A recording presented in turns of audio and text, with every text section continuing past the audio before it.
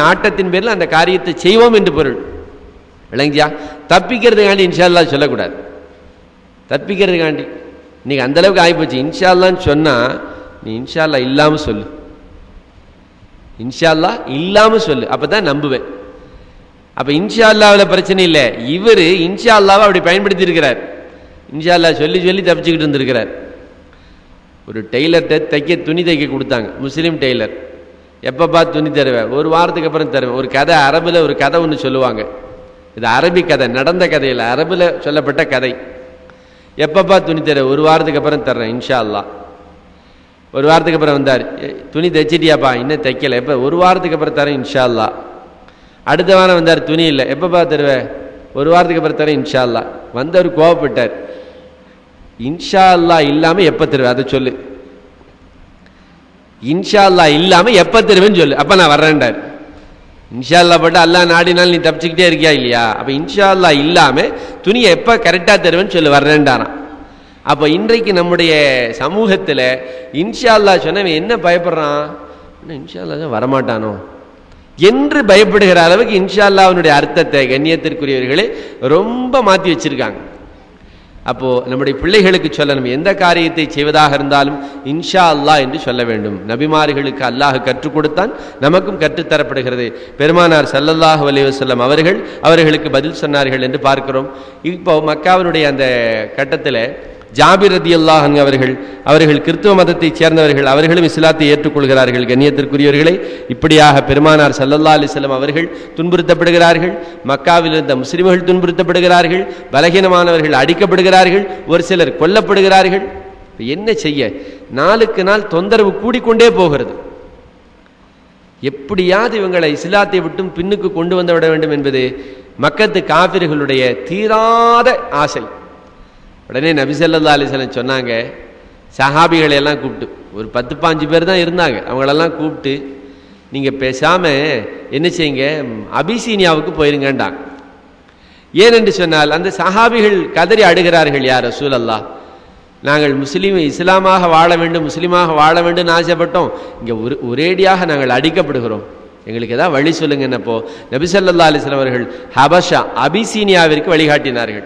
நீங்கள் அங்கே போங்க, அநீதம் இழைக்காத ஒரு அரசர் அங்கே இருக்கிறார், நீங்கள் அங்கே ஹிஜரத்து செஞ்சு போங்கண்டாங்க. கண்ணியத்திற்குரியவர்களே, ஏக இறைவனை ஏற்றுக்கொண்ட ஒரே காரணத்திற்காக வேண்டி மக்காவிலிருந்து வேறொரு இடத்திற்கு இடம்பெயர்ந்து போன முதல் நிகழ்வு அபிசீனியா. இதுதான் முதல் முஸ்லிம்கள் ஹிஜரத்து போனது, அபிசீனியாவிற்கு ஹிஜரத்து போனார்கள். இது கிபி 615 நடக்கிறது. கிபி 615 சொன்னால் நபி அவர்களுக்கு நபி பட்டம் கொடுக்கப்பட்ட 5வது வருஷத்தில் முஸ்லிம்களுடைய வளர்ச்சி கணிசமாக இருந்தது, பெரிய அளவுக்கு இல்லை, கணிசமாக இருந்தது. அதுவே இறை எதிரிகளுக்கு காபிர்களுக்கு பொறுக்காததால் அபிசீனியாவுக்கு போங்க என்று சொல்லப்படுகிறது. பெருமானார் ஸல்லல்லாஹு அலைஹி வஸல்லம் அவர்கள் அந்த நேரத்தில் முஸ்லிமான எல்லோரையும் அனுப்பி வைத்தார்கள். 12 ஆண்கள் 4 பெண்கள் இதில் கலந்து கொண்டார்கள், இந்த ஹிஜரத்தை மேற்கொண்டார்கள். உஸ்மான் ரலியல்லாஹு அன்ஹுவும் பெருமானாருடைய மகளா ருக்கையா ரலியல்லாஹு அன்ஹாவும் அபிசீனியாவுக்கு போகிறாங்க.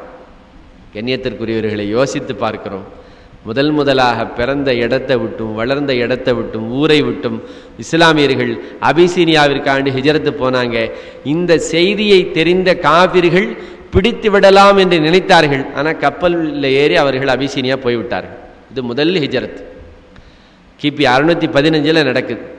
இதுக்கு இடையில பெருமானார் ஸல்லல்லாஹு அலைஹி வஸல்லம் அல்லாஹ்விடத்தில் இப்படி ஒரு துஆ செய்றாங்க, யா அல்லாஹ், உன்னுடைய இந்த மண்ணிலே காபா இருக்கிற இந்த இடத்தில் இஸ்லாத்தை தடுக்கிறார்கள், இஸ்லாமியர்களை இவர்கள் அடிக்கிறார்கள். எனவே அல்லாஹும்ம ஐஸல் இஸ்லாமே, இந்த இஸ்லாத்தை நீ பலப்படுத்து. யாரை கொண்டு? ஒன்று உமரை கொண்டோ அல்லது அம்ர் இப்னு ஹிஷாம் அபூஜஹலை கொண்டு பலப்படுத்து. அதில் இப்படி ஒரு வார்த்தை வருகிறது, ஐஸல் இஸ்லாம பி அஹப்பி ரஜுலைனி இலைக்கே, உனக்கு பிரியமான 2 மனிதர்களில் ஒருவரை கொண்டு இஸ்லாத்தை பலப்படுத்து. இப்படி ஒரு துவாவை நபி ஸல்லல்லாஹு அலைஹி வஸல்லம் அவர்கள் துவா செய்கிறார்கள். ஏன்னா அவ்வளோ கவலைக்கிடமாக இருக்கிறது. இஸ்லாத்தை ஏற்றுக்கொண்டு அடி விழுகும், சில நேரம் பலகீனம் வந்தால் கொன்றுவாங்க என்று பயம் இருக்கிறது. பெருமானார் ஸல்லல்லாஹு அலைஹி வஸல்லம் சரியான தருணத்தில் துவா செய்தார்கள். கண்ணியத்திற்குரியவர்களே, நம்முடைய வாழ்க்கையில் எந்த பிரச்சனையாக இருந்தாலும் தீர்க்க முடியாத பிரச்சனைகளும் கூட பெருமானார் ஸல்லல்லாஹு அலைஹி வஸல்லம் கற்றுத்தருகிறார்கள். பிரார்த்தனைகளின் மூலமாக நீங்கள் தீர்த்து கொள்ளுங்கள். தீர்க்கவே முடியாத பிரச்சனை, டாக்டர் சொல்லிட்டார், காப்பாற்ற முடியாது, இன்னும் 1 மாதம்தான், இன்னும் 1 வாரம் தான் சொல்லிட்டார், அவர் தேதியை குறிச்சிட்டார். பயப்பட தேவையில்லை. அல்லாஹ்விடத்திலே நாம் கேட்டு பெறலாம், அல்லாஹ்விடத்திலே துஆ செய்யலாம். முடியவே முடியாது என்று முடிவு செய்யப்பட்ட பல விஷயங்கள் பிரார்த்தனை செய்ததால் மாறி இருக்கிறது. அப்துர்ரஹ்மான் இப்னு அவுஃப் ரலியல்லாஹு அன்ஹு மக்கா வியாபாரத்துக்கு போறாங்க, மதீனாவிலிருந்து வியாபாரத்துக்கு போறாங்க. போகும்போது சொன்னாங்க நபி ஸல்லல்லாஹு அலைஹி வஸல்லம் போவார், ஆனால் திரும்ப வரமாட்டார். சஹாபிகள்லாம் முடிவு பண்ணிட்டாங்க அப்துர்ரஹ்மான் இப்னு அவுஃப் ரலியல்லாஹு அன்ஹு மௌத்தா போயிடுவாங்க. ஏன்னா நபி அவங்க சொல்லிட்டாங்க.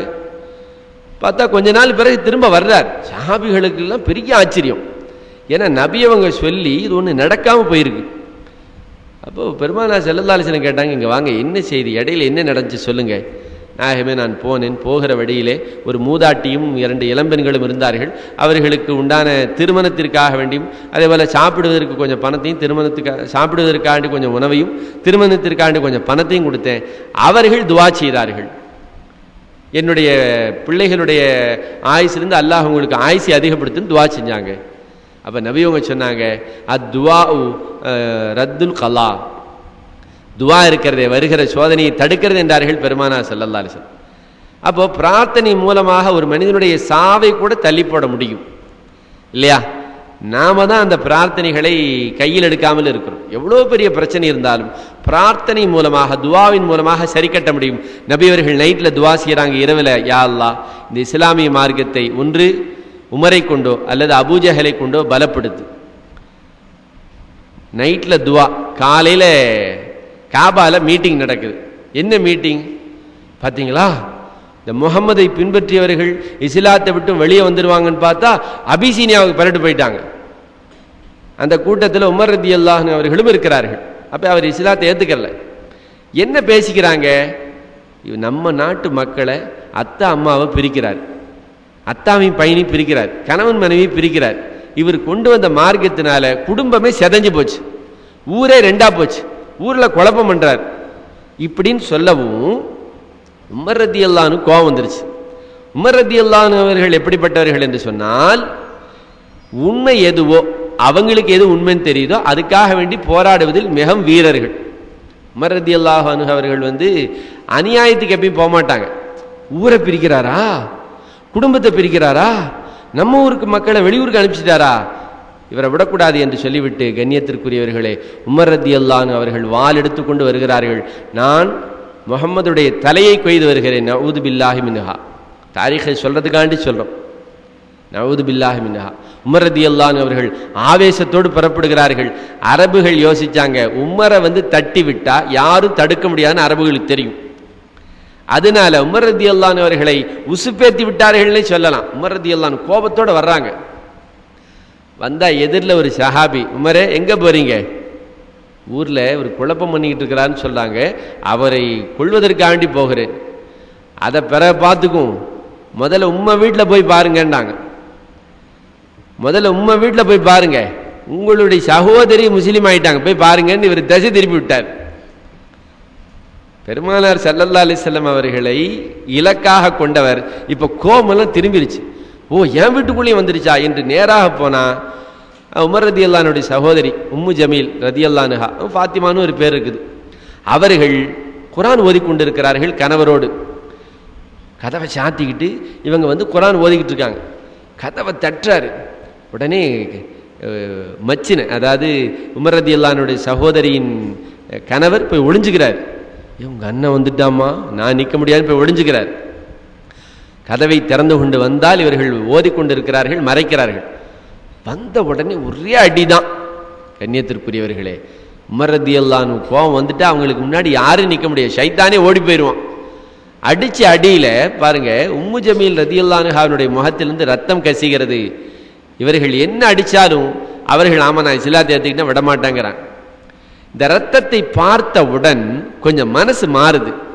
அல்லாஹ் இவர்களுடைய ஹிதாயத்திற்கு எதை காரணமாக்கினான் என்று சொல்ல வருகிறேன். அடித்த உடனே, ரத்தத்தை பார்த்த உடனே கொஞ்சம் மனசு மாறுது. இப்படி அடிச்சிட்டமே என்று கையில் என்ன வச்சிருக்க குடு அப்படிங்கிறாங்க. உடனே சொல்லுகிறார்கள் அந்த இடத்துல தாய்மார்களே, பெண்களுக்கு இருக்கிற உறுதி பாருங்க, நீ அசுத்தமாக இருக்கிறாய், அசுத்தமாக இருக்கிறாய், இந்த குர்ஆனை தொடுவதற்கு நீ தகுதி அல்ல, போய் குளிச்சுட்டு வாங்கண்டாங்க. சகோதரி இப்படி சொன்னவும் உமர் ரலியல்லாஹு அன்ஹு பாருங்க அமைதியா போய் அவர்கள் சுத்தமாகிவிட்டு பிறகு அதை படிக்கிறார்கள். தாஹா மா அன்ஸல்னா அலைக்கல் குர்ஆன லிதஷ்கா என்கிற சூறாவை முழுமையாக படிக்கிறார்கள். படிச்சா உமர் ரலியல்லாஹு அன்ஹுனுடைய மனதில் பெரிய மாற்றம் ஏற்படுகிறது. நிச்சயமாக இது ஒரு மனிதருடைய சொல்லல்ல, மா ஹாதா கலாமுல் பஷர், ஒரு சராசரி மனிதர் இப்படி சொல்லவே முடியாது என்று முடிவெடுத்தார்கள். அல்லாஹ் அவர்களுடைய உள்ளத்தில் பெரிய மாற்றத்தை ஏற்படுத்தினான். நபி அவர்களை கொல்ல வேண்டும் என்று வந்தவர்கள் நவுது பில்லா இப்பொழுது நபி அவர்களை பார்க்க வேண்டும் என்று ஆசை பிறக்கிறது. நேற்று நைட்டு நபி அவங்க துவா செய்யறாங்க, காலையில் இந்த நிகழ்வெல்லாம் நடக்குது.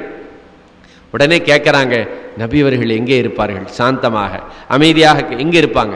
அர்க்கம் ரலியல்லாஹு அன்ஹுடைய வீட்டில். பெருமானார் ஸல்லல்லாஹு அலைஹி வஸல்லம் அவர்கள் சஹாபிகளோடு அங்கே வீட்டில் இருக்கிறாங்க. கதவை தட்டுகிறார் உமர் ரலியல்லாஹு அன்ஹு.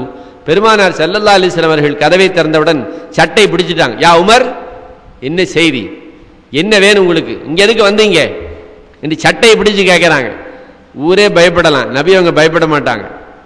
கண்ணியத்திற்குரியவர்களே, நபி ஸல்லல்லாஹு அலைஹி வஸல்லம் அவர்கள் பெரிய வீரர். ஆனால் நபி அவர்கள் தன்னுடைய வீரத்தை விட தன்னுடைய அடக்கத்தை இந்த உலகத்திற்கு காட்டினார்கள். நபி அவர்கள் தன்னுடைய வீரத்தை காட்டல, அடக்கத்தை பணிவை வெளிப்படுத்தினார்கள். சட்டை பிடிச்சு கேட்கிறாங்க, யா ரசூலல்லாஹ், நான் உங்களிடத்தில் வந்திருக்கிறேன் இஸ்லாத்தை ஏற்றுக்கொள்வதற்காக வேண்டி. பெருமானார் ஸல்லல்லாஹு அலைஹி வஸல்லம் இடத்திலே பையத்து செய்கிறார்கள். அஷ்ஹது அன் லா இலாஹ இல்லல்லாஹ் அஷ்ஹது அன்ன முஹம்மதுர் ரசூலுல்லாஹ் என்று அவர்கள் இஸ்லாத்தை ஏற்றுக்கொள்கிறார்கள். நிலை மாறுகிறது. வெட்ட போனவர் வருவாருன்னு பார்த்துக்கிட்டு இருந்தா வாளோடு காபால நின்று சொல்றாரு, நான் முஸ்லீம் ஆயிட்டேன், இனிமேலே முஸ்லிம்களுக்கோ முகம்மதிற்கோ பெருமானாருக்கோ யாரேனும் நீங்கள் தொந்தரவு தந்தால் அவர்களுக்கு நான் எதிரின்றார். இப்ப காபிர்களுக்கு கவலை கூடி போச்சு, கவலை கூடி போச்சு. ஏன்? இதுவரைக்கும் இஸ்லாத்தை ஏற்றுக்கொண்டவர்கள் பலகீனமானவர்கள், அடிச்ச அடிய வாங்குவான். ஆனா இப்ப இஸ்லாத்தை ஏற்றிருக்கிற உமர் இருக்கிறாரே, அவருக்கு முன்னால நிக்கிறதில்ல, அவரை பற்றி பேசக்கூட முடியாது. இப்பொழுது காபிர்கள் பலகீனப்படுவதை உணர்ந்தார்கள்.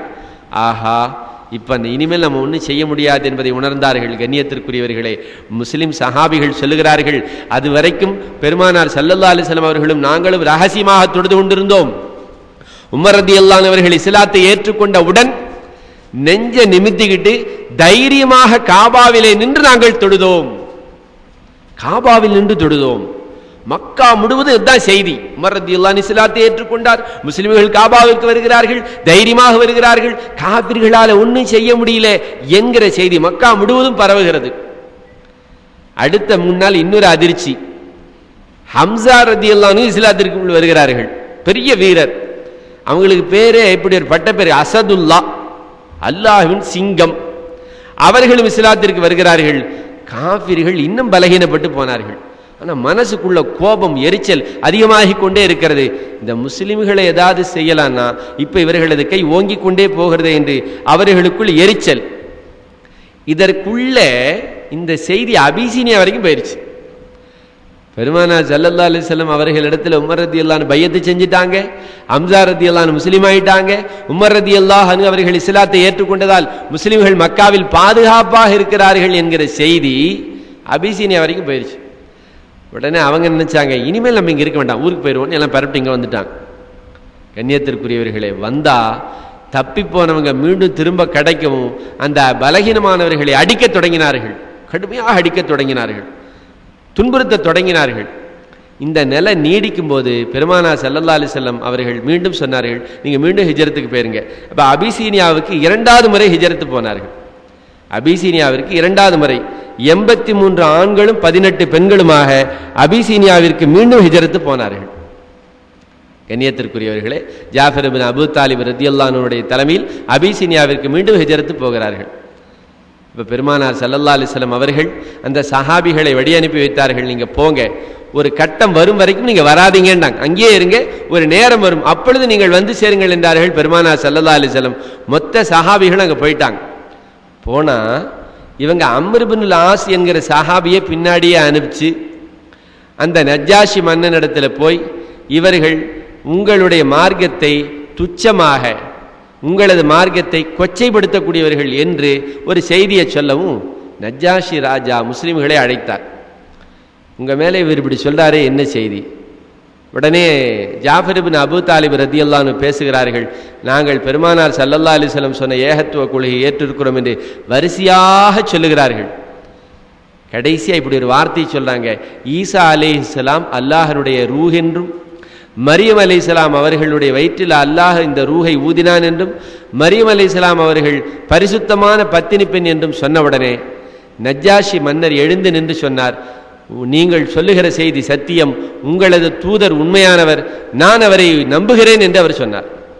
கண்ணியத்திற்குரியவர்களே, இப்போ அம்ர் இப்னு ஆஸ் ரலியல்லாஹு அன்ஹு திரும்பி வந்துட்டாங்க. இதில் ஒரு செய்தி நம்ம கவனிக்கணும். திரும்பும்போது அந்த நஜ்ஜாஷி மன்னர் சொன்னார், எப்பா அம்ரே, அம்ர் ரலியல்லாஹு அன்ஹு அவருடைய வீரம் பிரசித்தி பெற்றது, அம்ரே உங்களுடைய சச்சா மகன் முஹம்மதை நீங்கள் நம்புங்கள், அவர் உண்மையானவர் என்று சொல்லி அனுப்புகிறார். இந்த வார்த்தை அம்ர் இப்னு ஆஸ் ரலியல்லாஹு அன்ஹுடைய மனதில் விழுந்தது, விதையாய் விழுந்தது, கொஞ்சம் கொஞ்சமாக உறுத்தி கொண்டே இருந்தது. இதுதான் இவர் பிற்காலத்தில் இஸ்லாத்தை ஏற்றுக்கொள்வதற்கு காரணமாக இருந்தது என்று எழுதுகிறார். கண்ணியத்திற்குரியவர்களே, இதற்கு இடையில பெருமானார் ஸல்லல்லாஹு அலைஹி வஸல்லம் அவர்களுடைய கை ஓங்குகிறது, இஸ்லாமியர்கள் பெருகி கொண்டே போகிறார்கள். மக்கா தலைவர்கள் பார்த்தாங்க, இல்லை நம்முடைய பாரம்பரியத்துக்கும் கொள்கை கோட்பாட்டுக்கும் முரணாக நடப்பதால் இவர்களை ஊர்விளக்கல் செய்யணும் என்று முடிவெடுக்கிறார்கள். தலைவர்கள் கையில் தான் ஊர் இருக்குது, ஆனால் ஊர் விளக்கல் செய்தார்கள். வேறு வழியின்றி பெருமானாரும் பெருமானாருக்கு உறுதுணையாக இருந்த இஸ்லாத்தை ஏற்றுக்கொள்ளாதவர்களும் ஹதீஜா ரலியல்லாஹு அன்ஹா அவர்களும் எல்லோரும் சேர்ந்து ஷுஅப அபீ தாலிப் என்கிற இடத்தில் ஊர் விளக்கலாக ஒதுக்கப்பட்டு இருக்கிறார்கள். ஊர் விளக்கல்னா என்னங்க? யாரும் சாப்பாடு கொண்டு போகக்கூடாது, அவளோட யாரும் நிக்கா செய்யக்கூடாது, அவர்களோடு பெண் கொடுத்து பெண் எடுக்கக்கூடாது, அவங்க நம்முடைய இடத்துக்கு வரக்கூடாது, நாம் அவங்க இடத்துக்கு போகக்கூடாது என்பதாக ஊரை விட்டு விலக்கி வைக்கப்படுகிறார்கள் 3 வருஷம். அந்த நேரத்தில் நடந்த வார்த்தைகள், சிரமங்கள் இருக்கிறதே அவ்வளோ லேசானதல்ல. சஹாபிகள் சொல்லுகிறார்கள், இஸ்லாம் வளர்ந்து கொண்டே இருந்தது, ஆனால் சாப்பாட்டுக்கு வழி இல்லை. அங்கங்கே கீழே இந்த தோல் கிடக்கும், பழைய தோல். மக்காவை பொறுத்த வரைக்கும் மாட்டுத்தோல், ஒட்டகத்தோலுங்கிறது சாதாரணம்.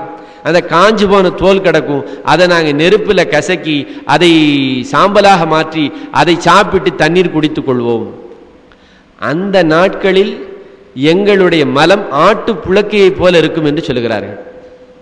அந்த நாட்களில் சரியான சாப்பாடு இல்லை, சரியான உணவு இல்லை. இப்படிப்பட்ட நேரத்தில் தங்களை பற்றி சொல்லுகிறார்கள், ஆட்டு புழக்கையை போலத்தான் எங்களுடைய மலம் இருக்கும். கண்ணியத்திற்குரியவர்களே, சஹாபிகள் பெருமானார் ஸல்லல்லாஹு அலைஹி வஸல்லம் அவர்கள் அந்த ஷுஅப அபீ தாலிபில் இருந்தாலும் இவங்க நினைக்கிறதுக்கு மாற்றமாக இஸ்லாம் வளர்ந்து கொண்டே இருக்கிறது, முஸ்லிம்கள் பெருகி கொண்டே இருக்கிறார்கள். ஒரு ஒப்பந்தம் காபாவில் மாட்டப்பட்டு இருக்கிறது. ஷுஅப அபீ தாலிபில் இவர்கள் எல்லாம் ஒதுக்கப்பட்டு இருக்கிறார்கள். பிறகு பெருமானார் ஸல்லல்லாஹு அலைஹி வஸல்லம் சொன்னாங்க, 3 வருடம் ஆனது. 3 வருடம் இந்த ஒப்பந்தம் இருந்தது. நபி ஸல்லல்லாஹு அலைஹி வஸல்லம் அவர்கள் சொல்கிறார்கள், காபாவில் தொங்கவிடப்பட்ட அந்த ஒப்பந்த சீட்டு கரையானால் அரிக்கப்பட்டு விட்டது. வஹீயின் மூலமாக பெருமானார் ஸல்லல்லாஹு அலைஹி வஸல்லம் சொல்கிறார்கள்.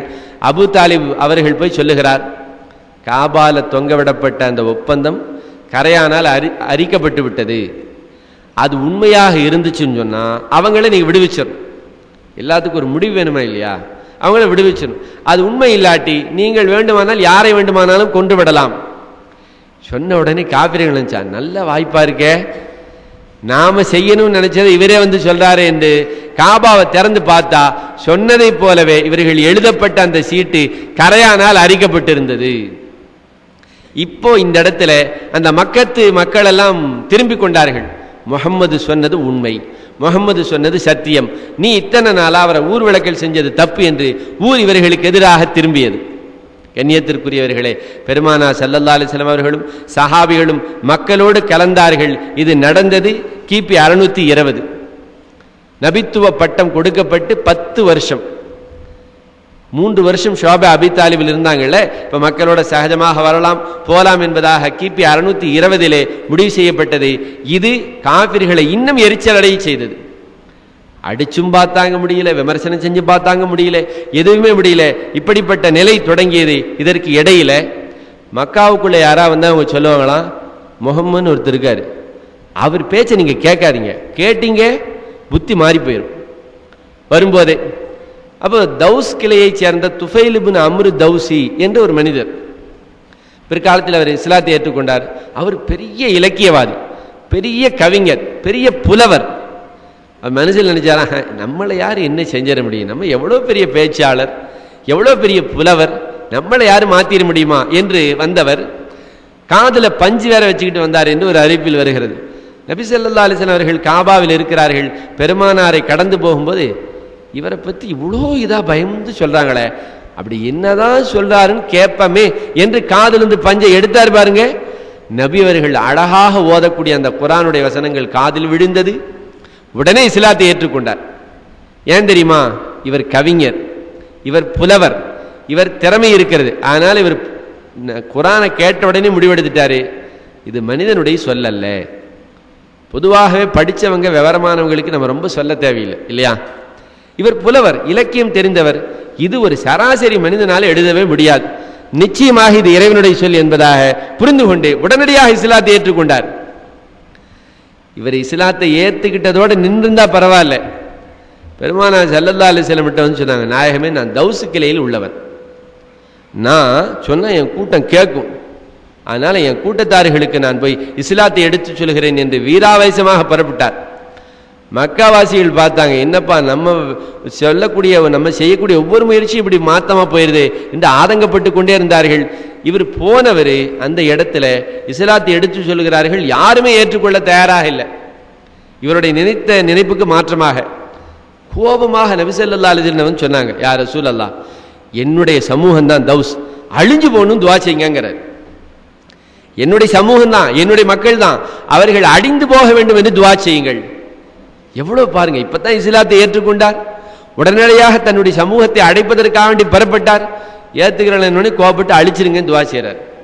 இப்ப நபி அவங்க பார்த்தாங்க, காதுல பஞ்சு வச்சுக்கிட்டு வந்த மனுஷன் இன்னைக்கு இஸ்லாத்திற்காக வேண்டி தன் சமூகத்தையே அடித்து விடுங்கள் நாயகம் என்று நிற்கிறாரே என்று பூரித்து போய் இப்படி துஆ செஞ்சாங்க, யா அல்லாஹ், அல்லாஹும் மஹதி கௌமு தௌஸ், இறைவா இவருடைய சமூகத்தவர்களுக்கு ஹிதாயத்தை கொடுன்னு துஆ செஞ்சாங்க. இவர் இஸ்லாத்தை ஏற்றுக்கொண்டார். இறைவா இவருடைய இந்த ஆர்வத்திற்காக வேண்டி இவருடைய சமூகத்திற்கு நீ இஸ்லாத்தை கொடு என்று துஆ செய்து பெருமானார் ஸல்லல்லாஹு அலைஹி வஸல்லம் அவர்கள் இவரை அனுப்பி வைக்கிறார்கள். நீங்க போங்க, போயிட்டு நீங்க மதீனாவிற்கு வந்து சேருங்கள் என்பதாக சொன்னார்கள். மதீனாவிற்கு ஹிஜ்ரி 4 இவர் வருகிற போது தௌஸ் கூட்டத்தில் இருக்க 80 குடும்பங்களை இஸ்லாத்தில் கொண்டு வந்து நிறுத்தினார். நபி அவங்க துஆ செஞ்சாங்க பாத்தீங்களா? அந்த துஆவினுடைய பரக்கத்து தான் அபூ ஹுரைரா ரலியல்லாஹு அன்ஹு அவர்கள் அந்த கூட்டத்தை சேர்ந்தவர்கள். ஹதீஸ் பாடம் படிக்கும்போது நமக்கு தெரியும், ஹதீஸினுடைய பக்கங்கள்ல அபூ ஹுரைரா ரலியல்லாஹு அன்ஹுடைய பேர் இல்லாம நம்ம ஒரு பக்கத்தை கடக்க முடியாது. அபூ ஹுரைரா ரலியல்லாஹு அன்ஹுடைய பேர் இல்லாம ஒரு பக்கத்தை நம்மால் கடக்க முடியாது. அந்த அளவுக்கு அதிகமான ஹதீஸ்களை அறிவிப்பு செய்த அபூ ஹுரைரா ரலியல்லாஹு அன்ஹு அவர்கள் இந்த தௌஸ் கிளையை சேர்ந்தவர்கள். கண்ணியத்திற்குரியவர்களே, இந்த கட்டத்தில் சில துக்கமான நிகழ்வு நடந்தது, சில சங்கடமான நிகழ்வு அந்த கட்டத்திலே நடந்தது. கிபி 620 பெருமானார் ஸல்லல்லாஹு அலைஹி வஸல்லம் அவர்கள் நபி பட்டம் கொடுக்கப்பட்டதற்கு பிறகு 10 ஆண்டுகள் கழித்து அப்ப 2 துக்ககரமான நிகழ்வு நடந்தது. ஒன்று, பெருமானாருடைய பெருத்தா அபூ தாலிப் அவர்கள் இந்த உலகத்தை விட்டு பிரிந்து விட்டார்கள். அதே வருஷத்தில் 3 நாளுக்கு பிறகு கதீஜா ரலியல்லாஹு அன்ஹா அவர்களும் இறந்து விட்டார்கள்.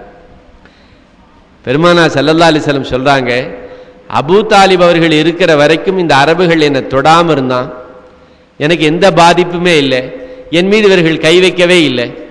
ஆனால் அபூ தாலிப் அவர்கள் சென்றதற்கு பிறகு இந்த அரபுகள் என் மீது தாக்குதல் தொடங்கிவிட்டார்கள் என்று பெருமானார் ஸல்லல்லாஹு அலைஹி வஸல்லம் சொல்கிறார்கள்.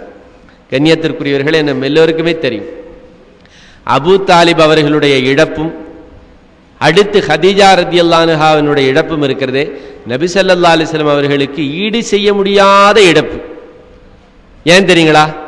பெருமானார் சிறுபிள்ளையாக இருக்கும்போது கண்ணுக்குள் வைத்து பார்த்து கொண்டவர் அபூ தாலிப் அவர்கள். எங்க போனாலும் வந்தாலும் அவர்கள் உடனடித்து செல்வார்கள், உடனெடுத்து போவார்கள், கண்ணுக்குள் வைத்து பார்த்து கொண்டார்கள்.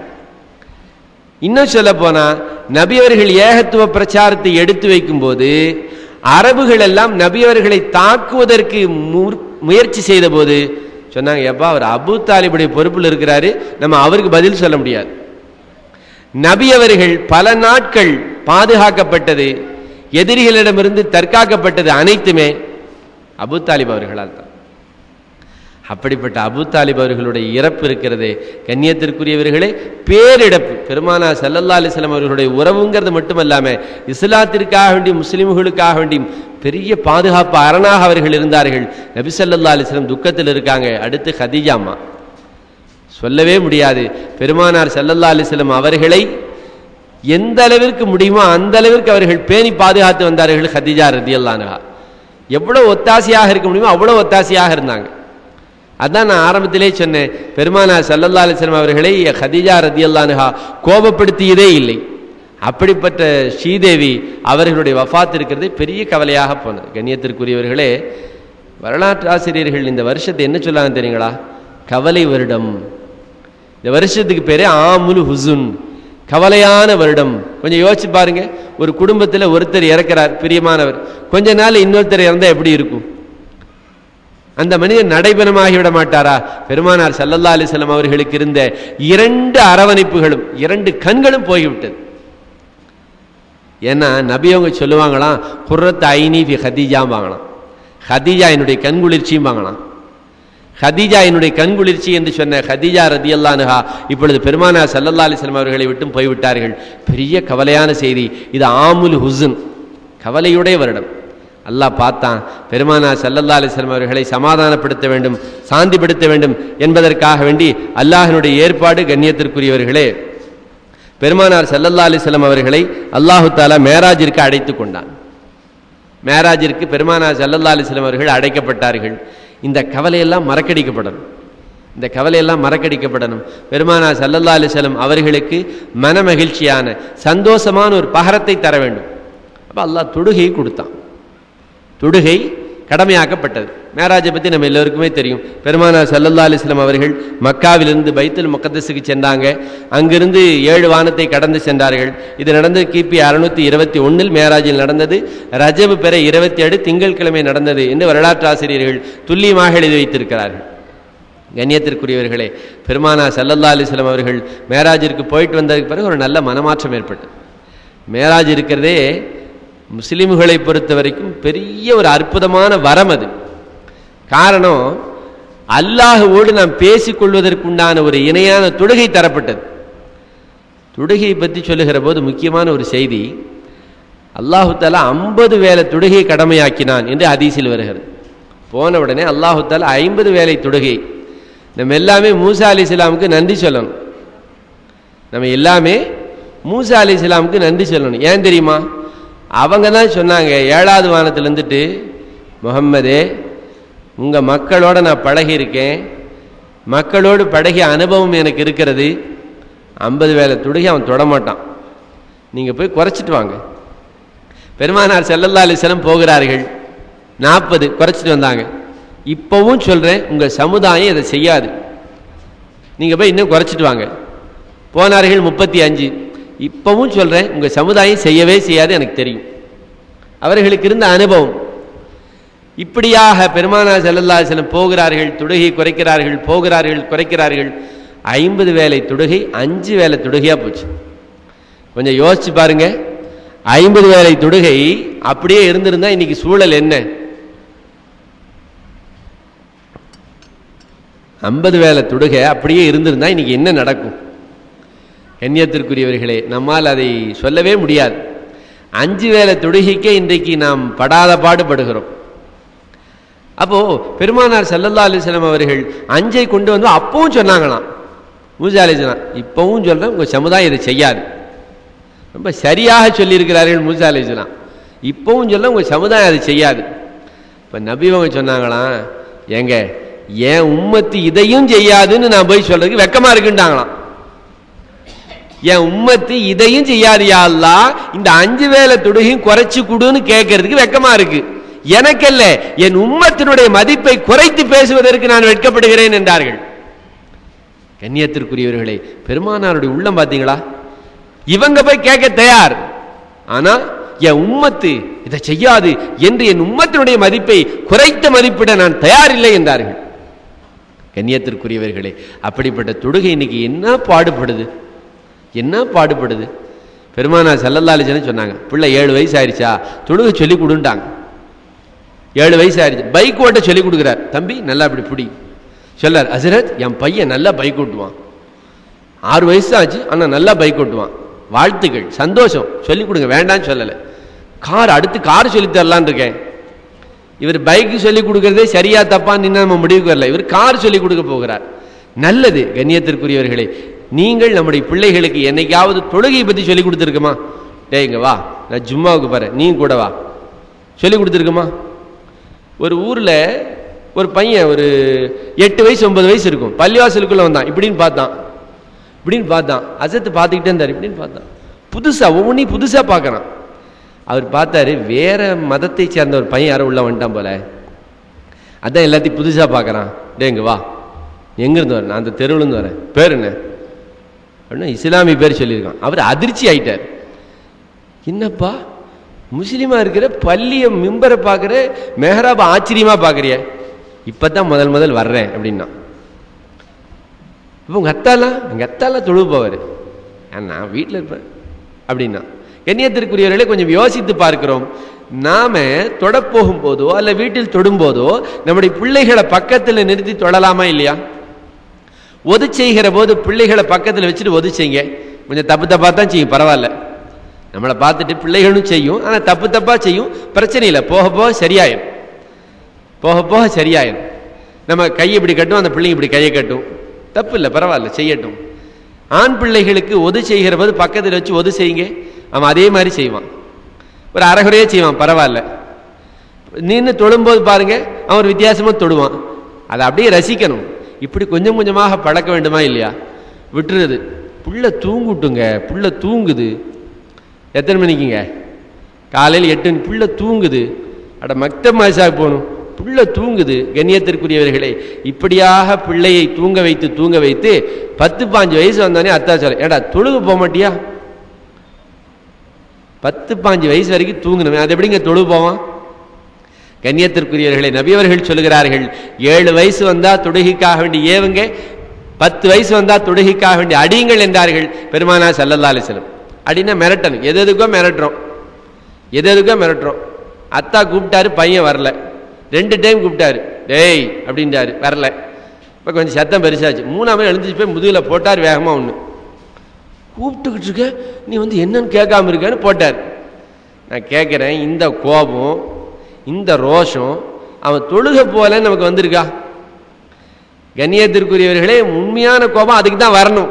ஏண்டா தொட போல அப்படின்னு வரணும், தம்பி தொடப்போன்னு சொல்லணும், இல்லை கூட்டிகிட்டு போகணும். அப்போ இப்படியாக சிறுபிள்ளையிலிருந்து அந்த பிள்ளைகள் இருக்கிறார்களே, இந்த விஷயங்களில் மந்தமாக ஆனதற்கு காரணம் யாரும் தவறாக எடுத்துக்கொள்ள வேண்டாம், பெற்றோர்களாகிய நாம் தான். அப்போ பெருமானார் ஸல்லல்லாஹு அலைஹி வஸல்லம் தொழுகை வாங்கிட்டு வர்றாங்க, அஞ்ச கூட தொழமாட்டாங்கன்னு மூசா அலைஹிஸ்ஸலாம் சொன்ன சரியாக தான் போச்சு. கோடிக்கணக்கில் போட்டு கட்டப்பட்ட பள்ளிகளில் கண்ணியத்திற்குரியவர்களே, இன்றைக்கு தொழுவதற்கு ஆள் இல்லாத பரிதாப நிலைகள் எல்லாம் இருக்கிறது. பள்ளிவாசலை நீங்கள் நிரப்புங்கள், அல்லாஹ் உங்களுக்கு பரக்கத்து செய்வான் என்றார்கள் பெருமானார் ஸல்லல்லாஹு அலைஹி வஸல்லம். பள்ளி செழிப்பாக இருந்தால் அந்த ஊர் மக்களுடைய வாழ்க்கை செழிப்பாக இருக்கும். பள்ளி துஆ செய்கிறது, இறைவா என்னை இவர்கள் செழிப்பாக்கியதை போல இவர்களை செழிப்பாக ஆக்கு என்று பள்ளி துஆ செய்கிறது. பள்ளி காலியா இருந்தா பள்ளி துஆ செய்தான், என்ன காய விட்ட மாதிரி இவங்களை காய விடு என்று அல்லாஹ்விடத்தில் துஆ செய்கிறது.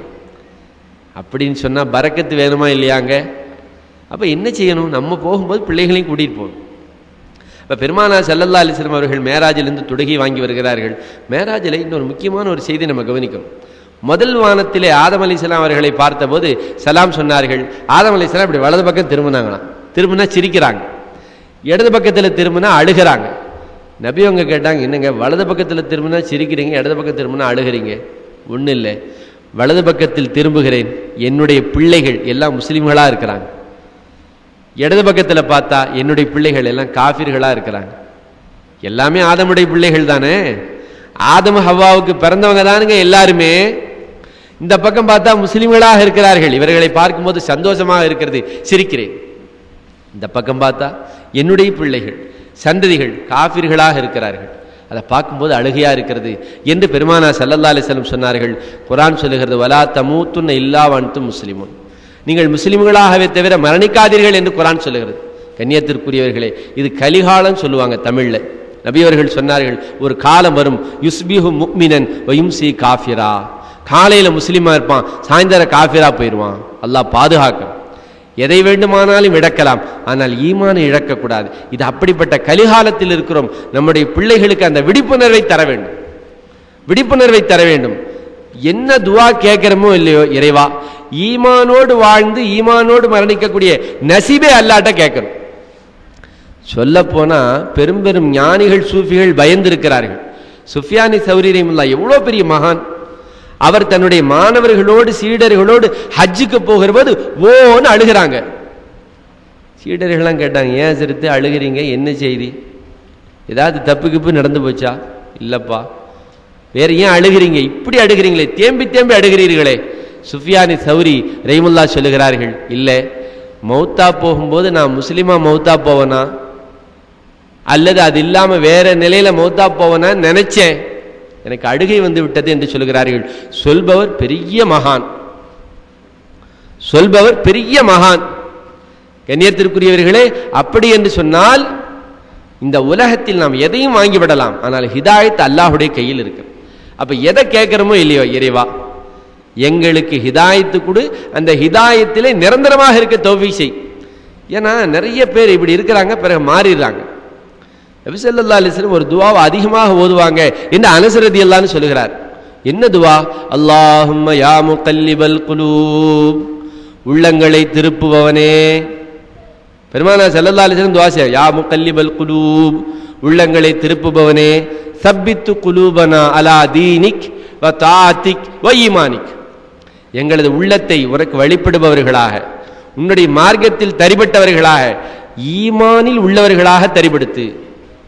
இந்த துவாவை கேட்ட உடனே அனஸ் ரலியல்லாஹு அன்ஹு சொன்னாங்களா, யா ரசூலல்லாஹ், நீங்க சொல்லித்தான் நாங்களே மார்க்கத்தை பின்பற்றுறோம், நீங்களே இந்த துவாவை கேட்கிறீர்களே என்றார்கள்.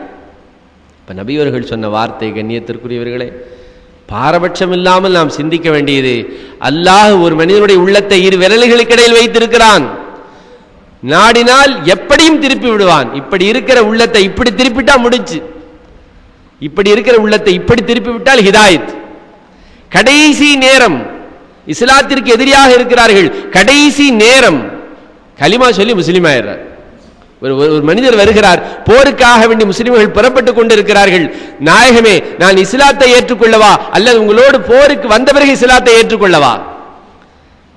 அதுவரை அவர் ஒரு தொழுகல, நோன்பு வைக்கல, ஒன்னும் செய்யல, முஸ்லிம்களுக்கு முரணாக இருந்தார். வந்தார், இஸ்லாத்தை ஏற்றுக்கொள்ளவா அல்ல போருக்கு போயிட்டு வந்து இஸ்லாத்தை ஏற்றுக்கொள்ளவா? நபி அவங்க சொன்னாங்க, முதல்ல நீ முஸ்லீமாக வாப்பா, அஷ்ஹது அல்லா இலாஹ இல்லல்லாஹ் அஷ்ஹது அன்ன முஹம்மது ரசூலுல்லாஹ் என்று பெருமானாருடைய திருக்கரம் பற்றி இஸ்லாத்தை ஏற்றுக்கொண்டார். போருக்கு போனார், உடனே ஷஹீதானார். அவர் ஒப்பற்ற சொர்க்கத்தில் இருந்தார். தொழுகல, ஒரு தஸ்பீ செய்யல, ஒரு நோன்பு வைக்கல, ஒரு ஜக்காத்து கொடுக்கல, ஒரு அனா பைசா செலவு செய்யல, மார்க்கத்திற்காக வேண்டி இஸ்லாத்தை ஏற்றுக்கொண்டார், போருக்கு போனார், ஷஹீதாகி விட்டார். கண்ணியத்திற்குரியவர்களே, ஒரு மனிதர் எப்படி வாழுகிறான் என்பதை விட எப்படி மௌத்தாகிறான் என்பது ரொம்ப முக்கியம். அப்ப என்ன செய்யணுங்க? நம்முடைய மௌத்து நல்ல மௌத்தாக இருக்குன்னு ஆசைப்படணுங்க. வீடு கட்ட ஆசைப்படுறோம், அதுக்கு ஆசைப்படுகிறோம், நல்லது. ஆனால் எதற்கு ஆசைப்பட வேண்டும்? யா அல்லாஹ் ஹுஸ்னுல் காத்திமாவை கொடு, நல்ல மௌத்த கொடு என்று கேட்க வேண்டும். கண்ணியத்திற்குரியவர்களே, முக்கியமான துவா. பெருமானார் ஸல்லல்லாஹு அலைஹி வஸல்லம் அவர்கள் மேராஜிற்கு போயிட்டு வந்த அந்த நிகழ்வுகள் ஹதீசுகளில் ஏராளமாக இருக்கிறது. இப்படிப்பட்ட நேரத்தில் அல்லாஹ் அடுத்த கட்டத்திற்கு தயாராக்குகிறான். மக்காவில் தான் சூழல் சரியில்லையே, நாளுக்கு நாள் முஸ்லிம்களுக்கு முரணானவர்களாக எதிரிகள் பெருகிக் கொண்டே இருக்கிறார்கள். இப்போ மக்காவுக்கு ஹஜ்ஜுக்காக வேண்டி மதீனாவிலிருந்து வருகிறார்கள் அவுஸ் ஹஸரஜ் கூட்டம். அகபத்துல் ஊலா என்று சொல்வார்கள், முதல் உடன்படிக்கை, இரண்டாவது உடன்படிக்கை. இப்போ நபி அவங்க இந்த மக்காவுக்கு வந்த ஹாஜிகள்கிட்ட போய் பேசும்போது மதீனாவாசிகள்கிட்ட பேசுகிறாங்க. மதீனாவாசிகள் அவுஸ் ஹஸரஜ் அல்லாஹ்வுடைய ஏற்பாடு, பெருமானார் ஸல்லல்லாஹு அலைஹி வஸல்லம் சொன்ன உடனே இஸ்லாத்தை ஏற்றுக்கிட்டாங்க. ஏற்றுக்கிட்டது மட்டும் இல்லாமல், நீங்க ஏன் இங்கிருந்து கஷ்டப்படுறீங்க, அங்க வாங்கன்ட்டாங்க. நபி ஸல்லல்லாஹு அலைஹி வஸல்லம் அவர்கள், நீங்க இப்ப போங்க, பிறகு பேசிக்கிறோம் என்று சொல்லி அனுப்புகிறார்கள். அவுஸ் ஹஸரஜ் போனார்கள். போனவர்கள் அடுத்த வருஷம் வரும்போது இவர்கள் இன்னும் ஒரு சிலர்களை இஸ்லாமியர்களாக மாற்றி கொண்டு வந்தார்கள். இரண்டாவது பெருமானார் ஸல்லல்லாஹு அலைஹி வஸல்லம் அவர்களிடத்தில் இரண்டாவது உடன்படிக்கையின் போது கிட்டத்தட்ட மதீனாவில் பெருங்கொண்ட எண்ணிக்கையாளர்கள் இஸ்லாத்தை ஏற்றுக்கொண்டார்கள் என்று வரலாறுகளில் பார்க்கிறோம். அப்ப நபி அவங்க அப்போ ஒரு முடிவெடுத்தாங்க, ஒரு உடன்படிக்கையும் செஞ்சுக்கிட்டாங்க. மதீனாவிற்கு வா என்று அழைக்கிறீர்கள். அப்பாஸ் ரதியல்லாஹு அன்ஹு பெருமானாருடைய சாச்சா சொல்லுகிறார், இவரை நீங்கள் மதீனாவிற்கு அழைத்து கொண்டு சென்றால் நல்ல முறையில் பார்த்துக் கொள்வீர்களா? எங்க உயிரை விட நாங்கள் பார்த்துக் கொள்வோம் என்று உடன்படிக்கை நடக்கிறது. பெருமானார் ஸல்லல்லாஹு அலைஹி வஸல்லம் அவர்கள் இஸ்லாத்தை ஏற்றுக்கொண்டவர்களுக்கு மார்க்கத்தை சொல்லித் தருவதற்காக வேண்டி முஸ்அப் இப்னு உமைர் ரதியல்லாஹு அன்ஹு அவர்களை மதீனாவுக்கு அனுப்பி வைக்கிறாங்க. கண்ணியத்திற்குரியவர்களே, முஸ்அப் இப்னு உமைர் ரதியல்லாஹு அன்ஹு அவர்கள் பெருமானாருக்கு முன்னாலேயே மதீனாவிற்கு போனவர்கள். மதீனாவிற்கு அந்த மக்களோடு போனார்கள். அங்கே இஸ்லாம் வளர்ந்து கொண்டு இருக்கிறது. நபி அவங்க இன்னும் மக்கால தான் இருக்கிறாங்க, ஆனால் மதீனாவில் இஸ்லாம் வளர்ந்து கொண்டிருக்கிறது. முஸ்அப் இப்னு உமைர் ரலியல்லாஹு அன்ஹு அவர்களின் மூலமாக இஸ்லாம் கொஞ்சம் கொஞ்சமாக வளர்ந்து கொண்டே இருக்கிறது. இரண்டாவது உடன்படிக்கை கிபி 622 நடந்தது. துல்ஹஜ் மாசம் 70 பேர் பெருமானாரிடத்தில் பையத்து செஞ்சு முஸ்லீம் ஆகிறாங்க. கண்ணியத்திற்குரியவர்களே, இந்த செய்தி மக்கத்து காஃபிர்களை இன்னும் எரிச்சல் ஊட்டியது. நம்ம ஊர்ல இருக்கிற மக்களை முஸ்லிமாக விடாம தடுக்கலான்னா இவர்கள் மதீனா மக்களை வேறு முஸ்லிமாக்கி விட்டார்களே என்று கோபப்படுகிறார்கள். இவங்க கோபத்துக்குரிய முக்கிய காரணம் ஒன்று இருக்கு. என்னண்டா, அந்த நேரத்தில் மதீனா என்பது இருக்கிறது ரொம்ப பிரபலமான ஊர். மதீனாவுக்கு வியாபாரம் செய்ய போனாலும் லாபத்தோட தான் வருவாங்க. மதீனாவிற்குள் எந்த விஷயமும் அவ்வளவு லேசா நிற்காது, உடனே பரவும். அப்போ மதீனாவிற்குள் இவர்கள் ஒரு நாடு கடந்து இன்னொரு நாடுக்கு முஸ்லிம்கள் சென்று விட்டார்கள் என்பதை கேட்டவுடன் மக்கத்து காபிர்கள் இன்னும் அதிகமாக கோபப்பட்டார்கள் என்று பார்க்கிறோம். கண்ணியத்திற்குரியவர்களே, இப்படிப்பட்ட நிலையில மக்கா காபிர்களுடைய கோபம் அதிகமானது. பெருமானார் ஸல்லல்லாஹு அலைஹி வஸல்லம் அவர்கள் சஹாபிகளை பார்த்து சொன்னாங்க, மதீனத்து முஸ்லிம்கள் நம்மை அழைக்கிறார்கள், அதனால் இனிமேல் ஹிஜ்ரத் போறதுன்னா இல்ல மதீனாவுக்கு போங்கன்ட்டாங்க. இனிமேல் ஹிஜ்ரத் போறதுன்னா வேற எங்கேயும் போக வேண்டாம், மதீனாவுக்கு போங்க. எல்லா சஹாபிகளையும் அனுப்பிவிட்டார்கள். எல்லா சஹாபிகளையும் நபி ஸல்லல்லாஹு அலைஹி வஸல்லம் சொல்கிறார்கள், நீங்க மதீனாவுக்கு போங்க. ரெண்டு பேரை தவிர அபூபக்கர் ரலியல்லாஹு அன்ஹு, அலி ரலியல்லாஹு அன்ஹு, நீங்க மட்டும் இருங்க, எல்லாரும் போங்க. எல்லாரும் புறப்பட்டு போனாங்க ரகசியமாக. யாரும் மதீனாவுக்கு பகிரங்கமா போல, ரகசியமா போனாங்க. ஒரே ஒருத்தர் தவிர அலி ரலியல்லாஹு அன்ஹு சொல்கிறார்கள், நாங்கெல்லாம் பயந்து பயந்து மறைஞ்சு யாருடைய கண்ணிலையும் படாம போனோம். உமர் ரலியல்லாஹு அன்ஹு அவர்கள் மட்டும் பகிரங்கமாக ஹிஜ்ரத் செய்தார்கள்.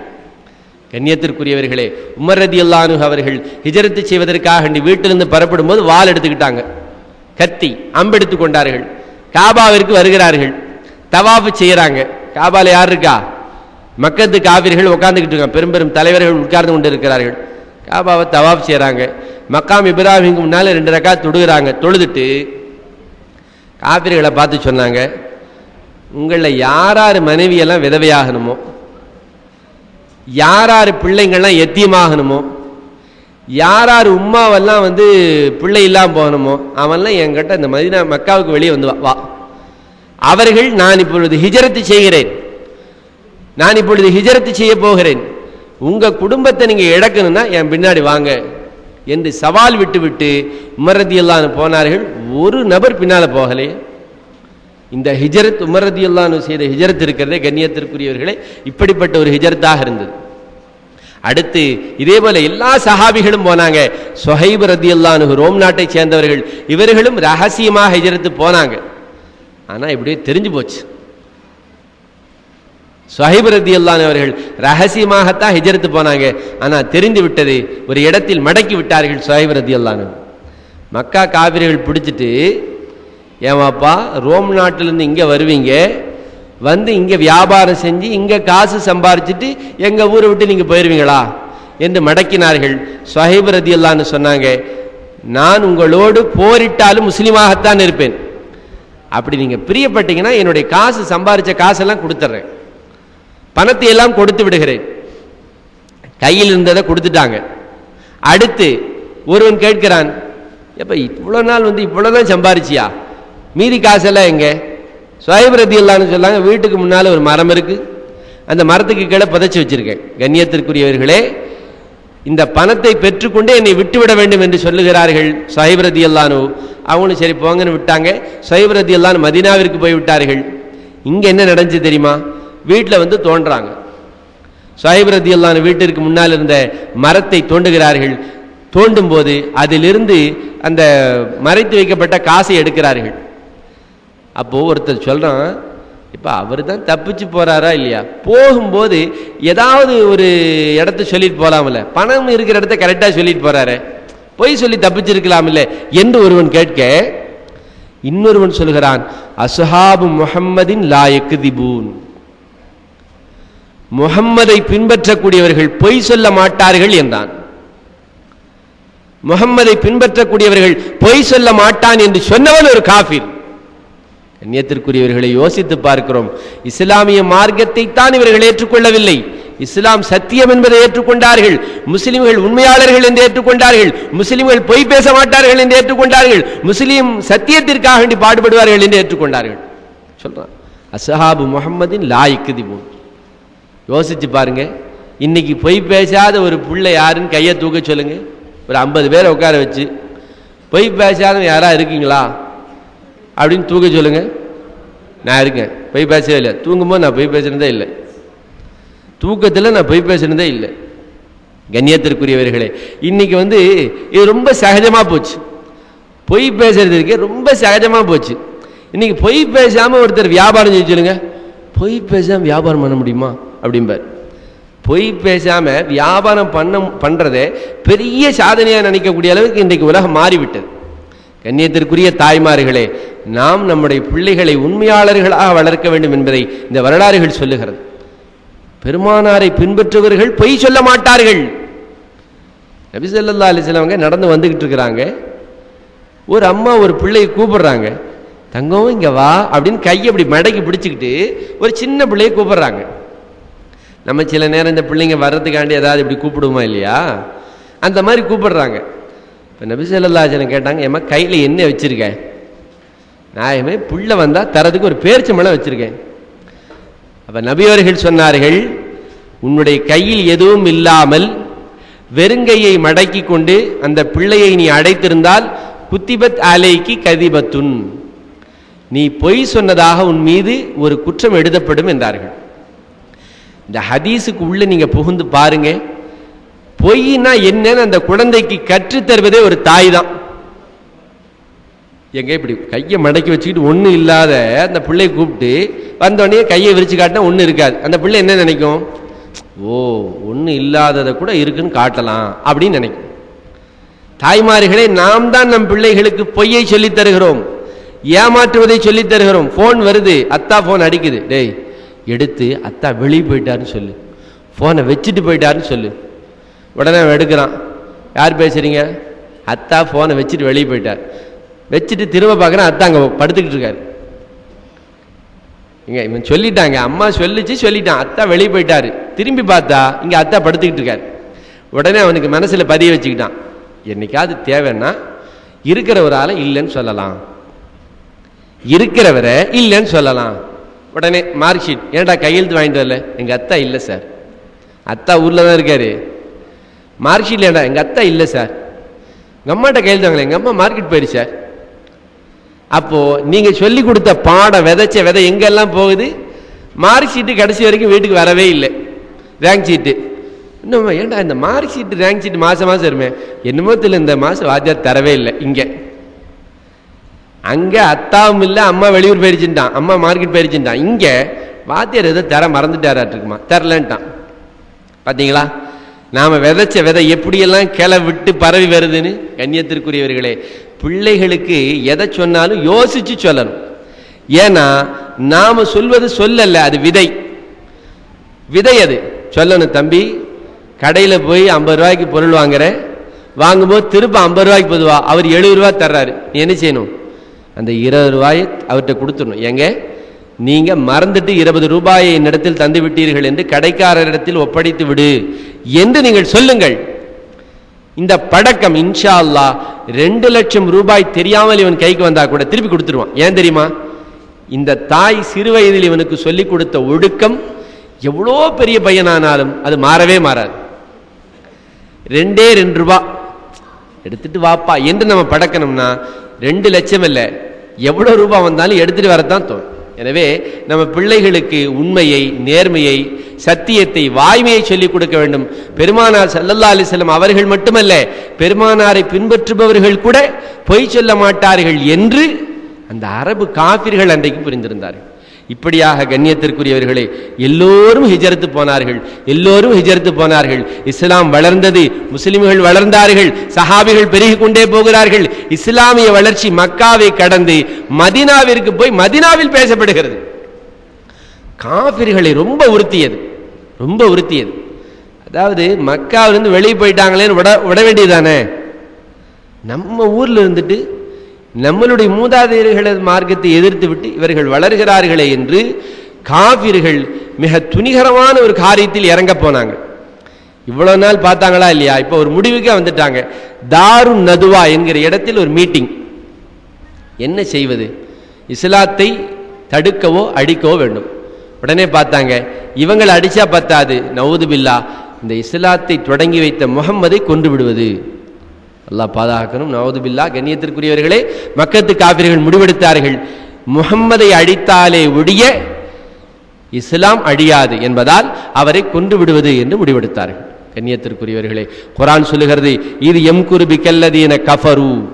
நாயகமே, காபிர்கள் அனைவரும் ஒன்று கூடி முடிவெடுத்து விட்டார்கள். லியுஸ்பித்தூக, ஒன்று உங்களை கைது செய்வதாகவோ, அவ யக்துலூக, அல்லது உங்களை கொலை செய்வதாகவோ, அவ யுக்ரிஜூக, உங்களை நாடு கடத்தி விட வேண்டும் என்று முடிவு செய்து விட்டார்கள். எம்குரூன எம்குருல்லா, அவர்கள் சூழ்ச்சி செய்கிறார்கள், அல்லாஹும் சூழ்ச்சி செய்யக்கூடியவன் என்று சொல்லி பெருமானார் ஸல்லல்லாஹு அலைஹி வஸல்லம் அவர்களுக்கு ஹிஜ்ரத் செய்கிற உத்தரவை தந்தான். கண்ணியத்திற்குரியவர்களே, இப்படியாக பெருமானாரும் முஸ்லிம்களும் மக்காவிலிருந்து மதீனாவிற்கு போனார்கள். இன்ஷா அல்லாஹ் நபி அவங்க மக்காவிலிருந்து மதீனாவுக்கு எப்படி போனாங்கங்கிற செய்தியை நாளைக்கு பார்ப்போம். இப்போ முஸ்லிம்கள் மக்காவிலிருந்து மதீனாவிற்கு போனது ஈமானோடு வாழ வேண்டும், முஸ்லிம்களாக வாழ வேண்டும் என்கிற ஒற்றை காரணத்திற்காக வேண்டி போனார்கள். பொருள் இல்லாமல் போனார்கள், அருளை தேடி. எனவே எந்த ஈமானிற்காக வேண்டி இழக்கக்கூடாதது எல்லாம், மனைவி, மக்கள், பிள்ளை, சொத்து, சுகம், சொந்தம், பிறந்த ஊர் என்கிற எல்லா புகழையும் சஹாபிகள் இழந்தார்கள். இதை புரிந்து வல்ல நாயன் ஈமானோடு வாழ்ந்து இறுதி வரை ஈமானோடு மௌத்தாகக்கூடிய நசீபை எனக்கும் உங்களுக்கும் நம்முடைய சந்ததிகளுக்கும் கியாமத் நாள் வரை வருகிற சந்ததிகளுக்கும் வல்ல நாயன் இந்த ஈமானோடு வாழ்ந்து மரணிக்கக்கூடிய நசீபை வழங்குவானாக. வல்ல நாயன் நம்முடைய இறுதி முடிவை லா இலாஹ இல்லல்லாஹ் முஹம்மது ரசூலுல்லாஹ் என்கிற கலிமாவை முடிந்த ஹுஸ்னுல் காத்திமாவை வழங்குவானாக. இந்த உலகத்தை விட்டும் பிரிந்து பெருமானாரை பார்க்கும் போதும் அல்லாஹுவை சந்திக்கும் போதும் சிரித்த முகத்தோடு கேள்வி கணக்கில்லாமல் சுவனம் செல்லக்கூடிய நல்ல மூமின்களாக அல்லாஹ் ஆக்குவானாக. இந்த சபையின் பரக்கத்தினால் நம்முடைய எல்லோ துவாக்களையும், எல்லோருடைய ஹாஜத்துகளையும், எல்லோருடைய நியத்துகளையும் அல்லாஹ் கபூல் செய்வானாக. ஆமீன். வாஹிர் தவானா அல்ஹம்துலில்லாஹி ரப்பில் ஆலமீன். பிஸ்மில்லாஹிர் ரஹ்மானிர் ரஹீம். அல்லாஹும்ம ஸல்லி அலா சய்யிதினா முஹம்மதின் வ அலா ஆலி சய்யிதினா முஹம்மதின் வ பாரிக் வ ஸல்லிம் அலைஹி. அல்லாஹும்ம ஷர்ரிஃப்னா பித்தக்வா வ ஜம்மில்னா பில் ஆஃபியா வர்ஸுக்னல் ஜன்னத யா ரப்பல் ஆலமீன். அல்லாஹும்ம ஹப்பிப் இலைனல் ஈமான் வ ஸையின்ஹு ஃபீ குலூபினா வ கர்ரிஹ் இலைனல் குஃப்ர வல் ஃபுசூக வல் இஸ்யான். அல்லாஹும்ம ஜஅல்னா மினர் ராஷிதீன்.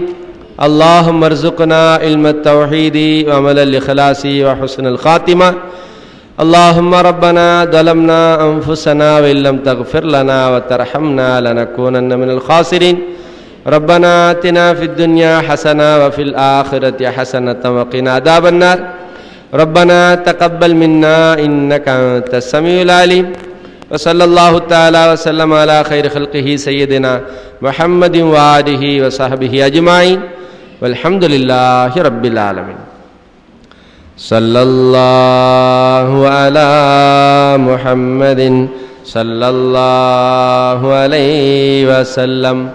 صلى الله على محمد صلى الله عليه وسلم.